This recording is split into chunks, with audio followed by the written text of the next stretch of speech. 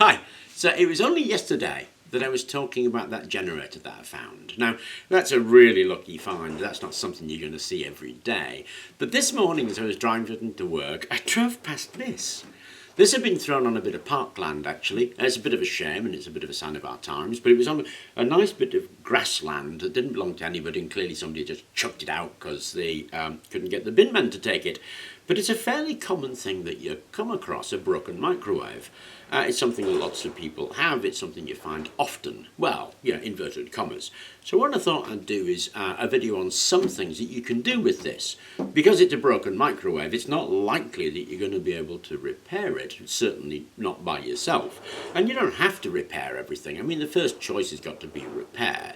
But it's not always possible to repair stuff, but even when you can't repair it, there's always a great deal of stuff in here that you can reuse and repurpose for any things. I mean, if you're going to dispose of something like this, then you would, in theory, want to recycle it in an ethical way, I suppose.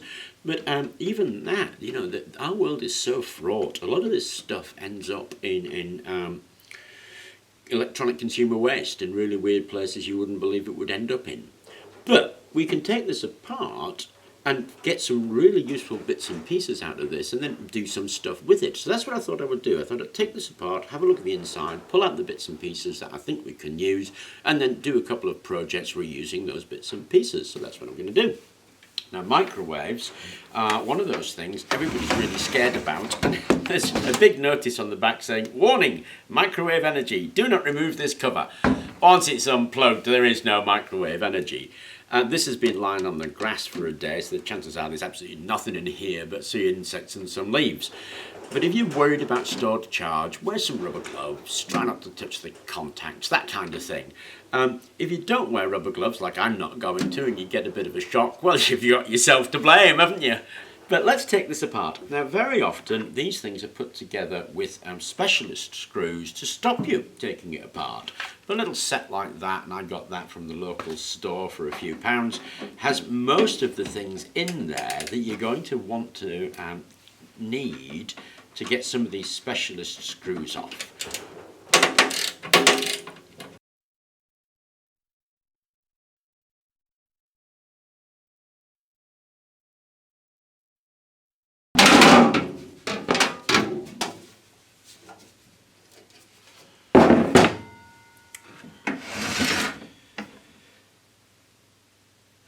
Okay, first things first, there's the electronic components right there, and we can see that's the Magnetron. I have seen people use those for external Magnetrons, which is kind of cool. There's a little ring bell there for the timer. Here's the control board, that's the oven transformer. There's the high voltage capacitor right there. There's a fan just there, it's a shaded pole fan. Looks like a power supply right there. So there's a whole lot of really useful gear in here. This, incidentally, is a thermal cutout switch, so if the temperature gets too high, that actually cuts it out, so that's worth saving. There's another one right there in case the Magnetron gets too hot. So we just pull these bits out, because we don't quite know what we're going to be using. Now sometimes, oh look, there's a lamp. Sometimes they are a bit stiff, like that one, and what that means is it's got a little connector in there holding it in. And if you give that a press at the end, you'll find that it comes free. So there's kind of a cool lamp and lamp holder. I'm not sure what voltage that is.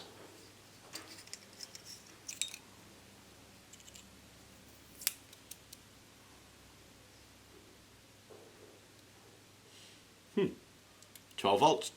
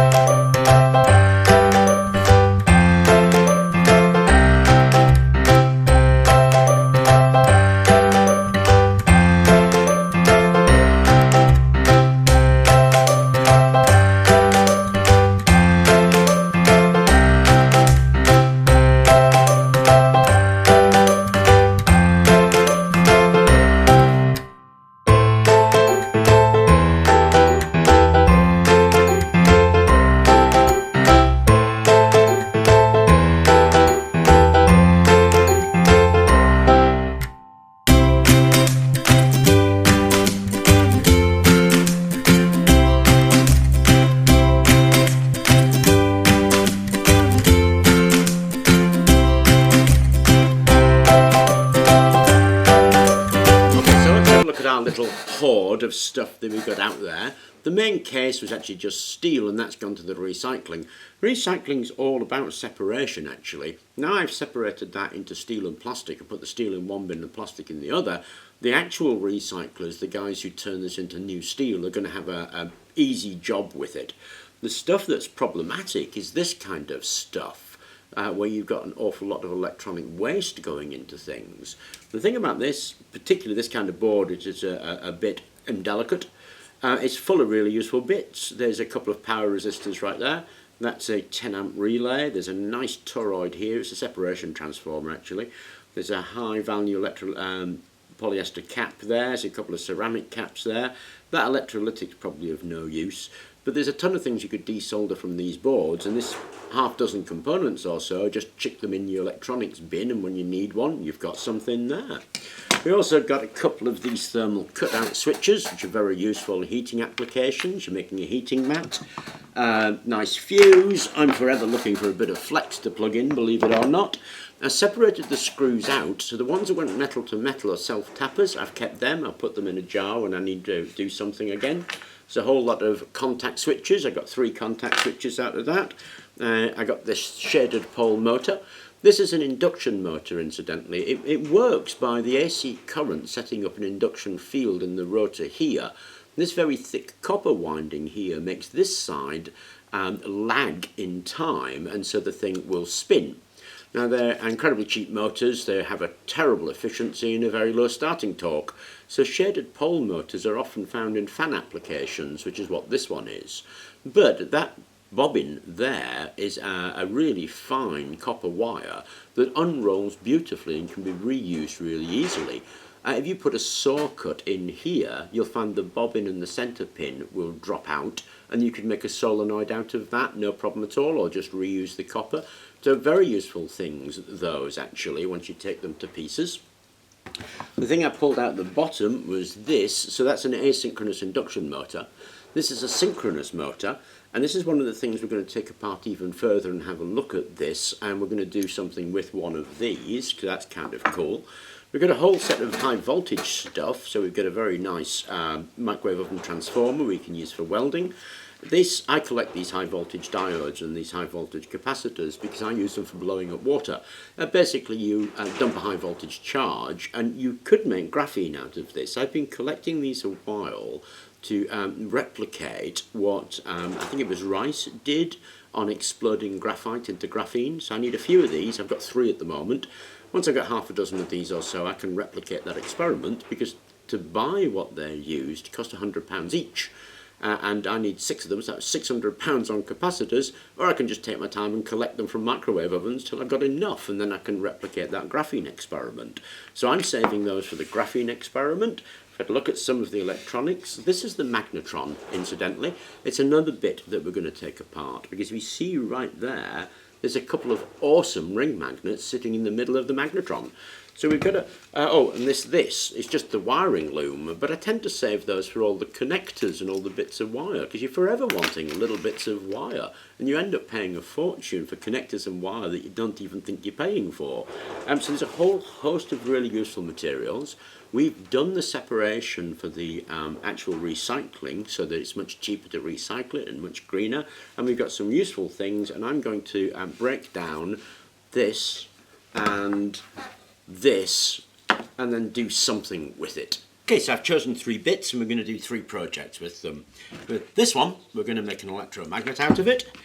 This one, we're going to make a cell phone charger. This one, we're probably going to make a homopolar generator stroke motor.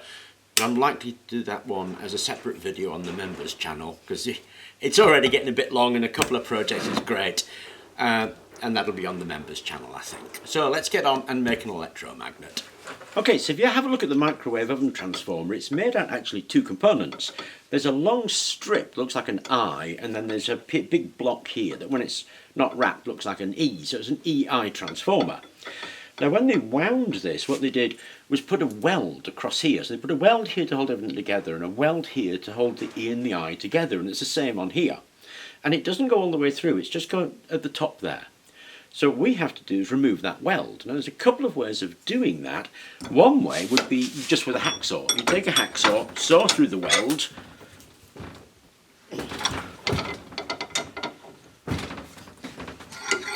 saw through that weld, and that E will just come off nice and clean. Another way to do it is with an angle grinder.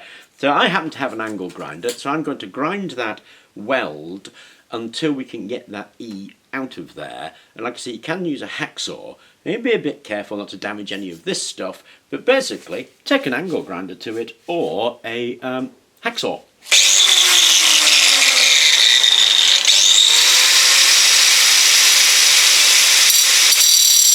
Okay, after we've done that, and we end up with a bunch of these, which is the I shape, and then that, which is the E shape, and that's what's going to be our electromagnet. Now we obviously want one of those coils, and the coil that we're going to use is this thick one here. So we don't care too much about that thin one. All of this is rammed in and glued in pretty tight, and we need to get that out without damaging it as much as possible. The easiest way is, got a bit of a vise there, slot that in there, and we're going to damage the bottom coil. Sure, but we're going to use that as a cushion to prevent us damaging the top coil. You want some bit of metal, stick it onto the centre of the E and just persuade that out. Persuade means hit it with a hammer. So it's all packed pretty tight in there, and you will bend this one by using it as a lever, but that doesn't matter as long as that bit comes out clean. That's what you're interested in preserving, because that's going to be our coil. So put that to one side and remove all this gubbins, which really can be brutal as you like with it, because we're talking about a big old lump of steel and some copper wire. So you can take a screwdriver, chisel, mallet, whatever your favourite tool of destruction is, and take out what is another coil and some spacers in there. So wrapped in there you'll find some little sheets of steel. This is silicon steel again, remember. There's another coil there, and then there's a big old coil there of very fine wire. You just want to get them out, and however that works for you. So stick a screwdriver in there, whack it hard, lever it out, whatever you want to do to get that out. I'm going to stick a screwdriver in there and whack it hard, basically. Okay, that's it. There's your E shape that was on about. There's a whole bunch of I shapes right here. Remember, they went on there like that with the primary and the secondary in. We've saved the primary, the secondary's gone. All we actually have to do now is pop that back in there. Now you shouldn't have damaged anything. You can test resistance if you want. You can squeeze it in and test to make sure that there's no contact between this coil and that coil. If you're a bit worried about it, you can reline this with a whole load of electrician's tape if you want. But you basically just get that coil back into that space. Take a little bit of fiddling, but not too bad. And that's your electromagnet. So I'm going to get that coil back in there and then connect it up to some power. Okay, there it is, and I've connected it obviously 1 plus 1 minus. It's a DC, it doesn't matter which way around it goes, it's a coil. There isn't much resistance in that coil, so if you put the voltage up high, it will eat those amps. It gets pretty hot pretty quickly if you're running that at a very high voltage, but it'll start giving you a magnetic effect around about 5 volts or so. So at 5 volts, it is drawing an amp, but we are getting quite a good electromagnet out of that. That's kind of cool, isn't it? Still a pretty strong, oh hey, yeah, that is a really strong electromagnet. Anyway, that was a bit of fun, and certainly something to do with bits of scrap microwave. I think I'll put that to one side. I have seen a video where a guy did 3 of these in a row and used it for a holding mechanism for a CNC lathe. So that basic principle of making an electromagnet out of that, you could work with that and do quite a few exciting things, I'm sure. But anyway, how to make an electromagnet. The next thing I want to look at is this thing. This is the synchronous motor that used to turn the plate. Now these things are 240 volts, well this one is 240 volts, 50-60 hertz, and it turns around about 4 or 5 rotations per minute. So if I give that a turn by hand, it's pretty tough. If I put a bit of leverage on it, then I can get that to turn, which is really cool. So if we connect that up to a meter, says he, wondering where his meter is.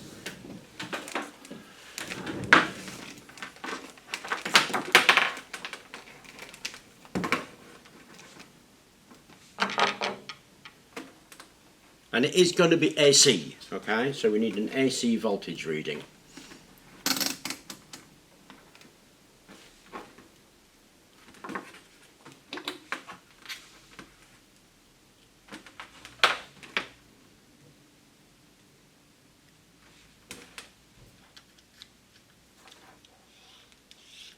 Okay, I'm just twiddling it gently like that. As you can see, on an AC I'm getting about 30-40 volts. So first things first, let's have a look what's inside here. Okay, there were 4 retaining pins right there, which I bent back with a pair of pliers. It should help me just get that cover off, actually. There we go. And in there, obviously we've got a bunch of reduction gears. There we go, and then there's an internal cover plate there, but there is a nice little magnet, okay, so it's the rotation of that magnet which was generating, or equally on the other side of things, it was the AC field applied to here with that. If I can get that out, we should be able to have a look, see what the coil's like. There we go, comes out really quite easily. And we've got a little shell. And here is the coil itself right there, and it's got a little connection pins there. So that's quite a fine wire, and when you unwind this, it's a bit like when we looked at the shaded pole motor. Actually, that's a very fine copper, and it unwinds beautifully and can be used for something else. But we're going to use it as a little hand crank generator. Okay, so for this I've got one of those synchronous motors that we had a look at, and that's the other one from the microwave that I took out earlier, and I've kept the turntable bit because that slots on there rather nicely, and we're going to attach a handle. For the handle I've got a piece of bar that I took out with a printer, and this had these little rubber grommets on, so I've just slid the rubber grommets so that it will hold it onto there and stop it moving backwards and forwards, and I've got to fix it on with something there, and to do that I'm going to whip it. I'm going to whip it with a bit of wire. Use a bit of string, use a bit of tape, you could glue it on, whatever. I'm going to whip it like that. Nice bit of black plastic to hold everything together. I've got a diode bridge here that I made previously. It's made out of 1N4007s, yeah, 1N4007s, and I did a video on how to actually make the diode bridge, but it really is a piece of cake. You put the 2 cathodes together, solder it, 2 anodes together, and you'll be left with 2 tails, an anode and a cathode, and you solder the anode and cathode together, and you'll end up with a little kite shape like this. The AC goes in between the anode and the cathode, and the DC out comes out where both the cathodes are and both the anodes are. Cathodes being positive, anodes being negative. It's dead easy to make a rectifier bridge. So I've made a rectifier bridge. The only other thing I've got is this thing. This is a USB charger that I got from the local supermarket for something like £2 or £3, I think.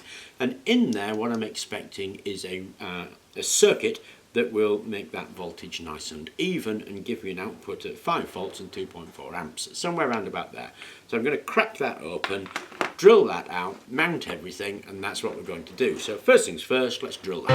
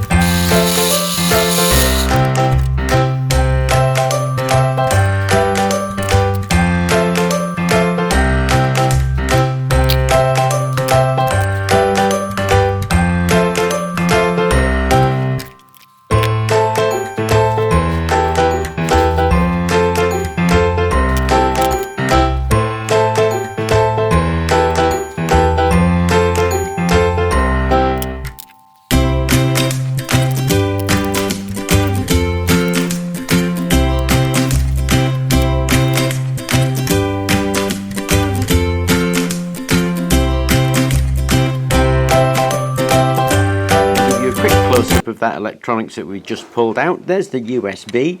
There's obviously positive and negative here, which will be the same as the USB output, incidentally.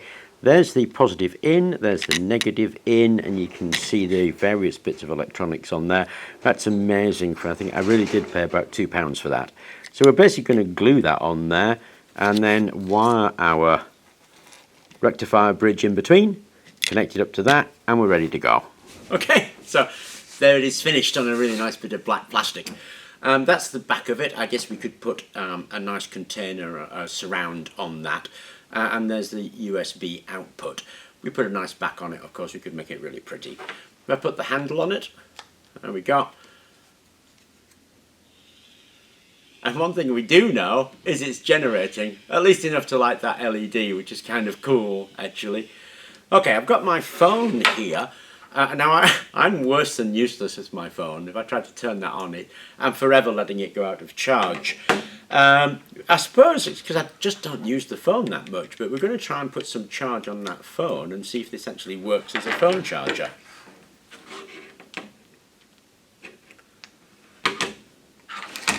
Which is what it's supposed to be, obviously.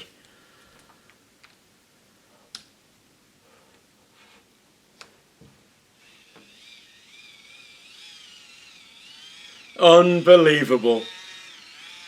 Oh, unbelievable.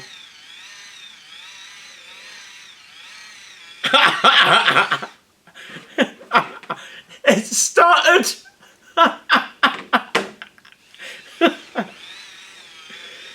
I am not sure how long you'd have to do that. But there we go. A phone charger from an old microwave. Anyway, I hope you enjoyed the video and thank you very much for watching.